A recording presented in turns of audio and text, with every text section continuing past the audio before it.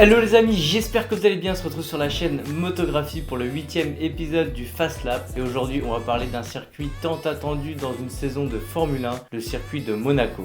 Allez, c'est parti.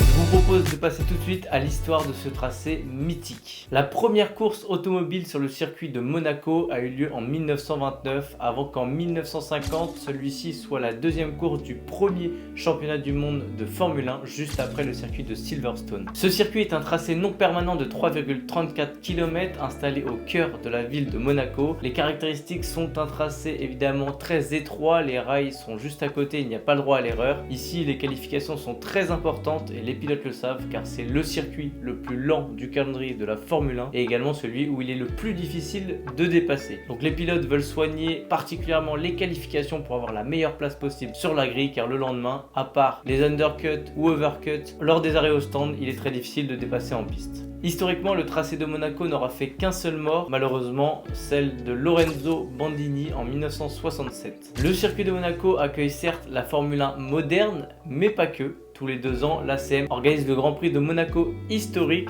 Il a eu notamment lieu cette année en 2024. L'occasion de voir donc toutes les anciennes mécaniques rouler sur ce circuit mythique. C'est vraiment un événement superbe. Il accueille également la Formule E depuis 2015. J'ai eu la chance d'y aller. Je vous mets une fiche juste ici avec un vlog que j'ai pu faire lors de l'édition 2022 qui est très sympa aussi. Évidemment, on est loin de la Formule 1, mais vous pouvez aller voir si cela vous intéresse. Je vous propose tout de suite de passer aux particularités du circuit avant de l'analyser. Concernant les particularités de ce circuit, ce tracé, donc je vous le disais, fait 3,337 km. C'est un tracé non permanent. Il est composé de 18 virages, ce qui en fait 73 tours en course. Le record de victoire est détenu par Ayrton Senna, mesdames et messieurs. Et oui, c'est étonnant, mais c'est encore Ayrton Senna qui détient ce record avec un nombre de victoires porté à 6 victoires. Côté spectateurs, une capacité de 120 000 spectateurs, ce qui représente quand même un nombre assez important quand on regarde l'étroitesse et la superficie de la principauté de Monaco. C'est quand même beaucoup plus que le nombre d'habitants qu'il y a sur place et ça, c'est assez remarquable. Allez,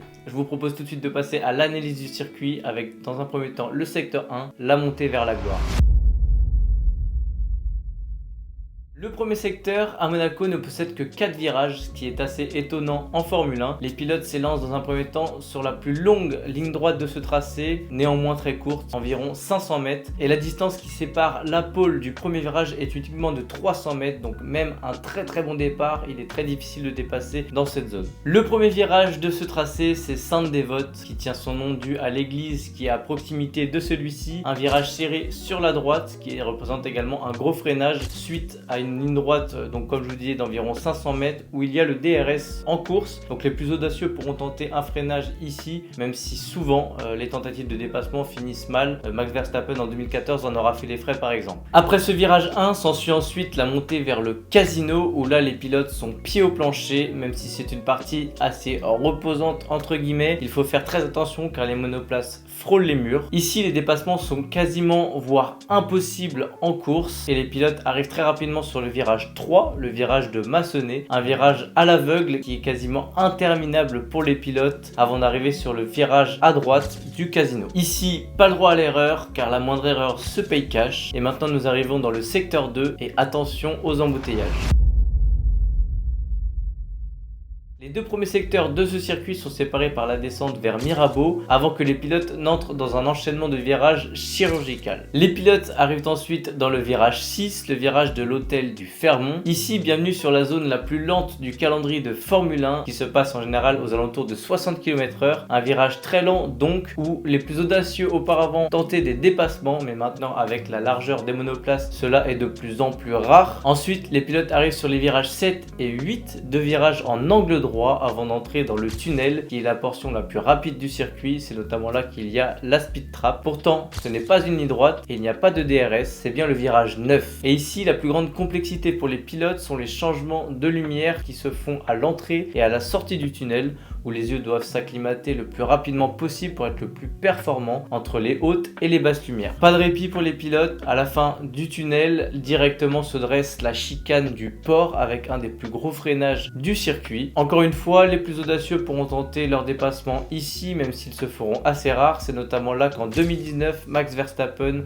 avait fait plusieurs dépassements en course lors de sa remontée folle de la dernière place. Après cette chicane du port, les pilotes réaccélèrent pour une courte ligne droite avant de passer le virage le plus rapide du circuit, le virage à gauche du tabac, où là les monoplaces sont comme aspirées vers le mur. Encore une fois, ça passe à quelques centimètres et la moindre erreur se perd à cash. Et ils arriveront ensuite très rapidement sur une chicane bien plus rapide, celle de la piscine, qui est dans le secteur 3 et qui correspond à une fin plus tranquille. Même si le plus dur a été fait, il ne faut pas s'endormir au volant. Les pilotes arrivent très rapidement dans la chicane de la piscine qui se passe à des vitesses folles. Les changements de direction se font très rapidement et il n'y a pas le droit à l'erreur. Les roues frôlent les murs et c'est souvent là que les pilotes font le plus d'erreurs, que ce soit en qualification pour effectuer le meilleur tour chrono, mais également en course. Vient ensuite le virage de la rascasse, qui est un virage dont le freinage est un des plus difficiles du circuit car il est puissant et en virage. C'est notamment là qu'en 2006, Michael Schumacher a été soupçonné de se mettre out volontairement pour empêcher Fernando Alonso de signer la pole devant lui. Les pilotes remontent ensuite sur le virage Anthony Nogues, qui est un virage à l'aveugle sur la droite, avant d'ouvrir le DRS et de finir le tour sur cette ligne droite d'environ 500 mètres qui correspond à la ligne droite de départ et celle des stands. Ça y est, les pilotes ont enfin bouclé le tour dans la principauté de Monaco et c'est reparti pour un tour. En définitif, le circuit de Monaco est un des plus mythiques des sports automobiles mondiaux. Il est attendu par les pilotes, les spectateurs et des spectateurs. Il nous réserve globalement pas mal de spectacles en piste, notamment dû à des accidents qui mettent des safety cars ou des virtual safety cars. On espère que ce week-end de course sera très intéressant. En attendant, n'hésitez pas à liker, à commenter pour me dire ce que vous avez pensé de la vidéo et surtout vos pronostics pour ce Grand Prix. Et surtout, abonnez-vous pour ne rien rater des prochaines vidéos. C'était Motographie et on se retrouve très vite sur YouTube.